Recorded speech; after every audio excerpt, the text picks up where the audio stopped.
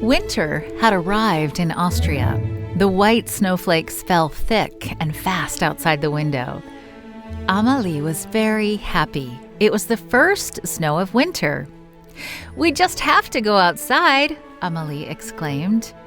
It didn't matter that it was already dark. It didn't matter that the girls were already dressed in their pajamas for bed. Amelie wanted to go outside and jump up and down in the snow. Tamia and their mother agreed. It was a marvelous idea. Everyone quickly changed into their ski pants and warm winter coats. The girls' mother strapped lights to the girls' heads, then put one on her own. The two girls and their mother bounded out of the house. After locking the door, the three of them began to jump in the snow. Up and down they jumped. It was so much fun, leaping through all the white fluff. Then their mother pulled out the sled. It was a beautiful dark red sled that could fly down hills very fast. All three climbed a hill by the house. Then the girls sat on the sled and their mother gave them a push. Whee! With a scream of delight, the girls flew down the hill. But they didn't want to wait for the sled to reach the bottom. That would be boring. So they purposely fell off as the sled zoomed downhill.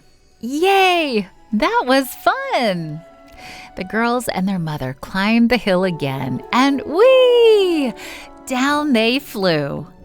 Once again, before reaching the bottom, the girls tumbled off the sled on purpose. Their mother ran beside the sled.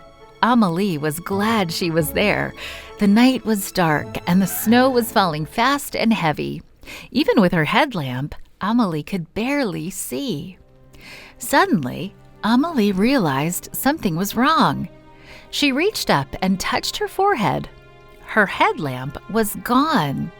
She had no idea when it had fallen off.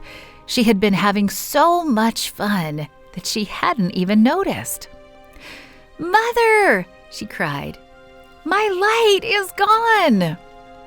Amelie and Tamia's mother wasn't worried. She said they could look for it in the morning. "It's okay," she said. "Let's go back home. It's getting late." Still, the girls wanted to look for the missing light. They revisited every place where they had fallen off the sled. No light. "Mother," Amelie said, "we have to pray." Their mother thought that was a good idea. So she and the two girls stood under the falling snowflakes while Amelie prayed. "Dear God, please help us find the light," she said. Then they opened their eyes and immediately saw something. At first, no one recognized what it was. Was it the headlamp or something else? They looked closer and saw something even more important than the light. Lying in the snow was a set of keys, including the house key their mother had used to lock the door when they went out to play. How the keys got there was a mystery. But Amelie knew one thing. Without the house key, they would have been stuck outside in the cold snow for a very long time. If she had waited even a little longer to pray, the keys might have been buried beneath the thick snow, and they wouldn't have found them.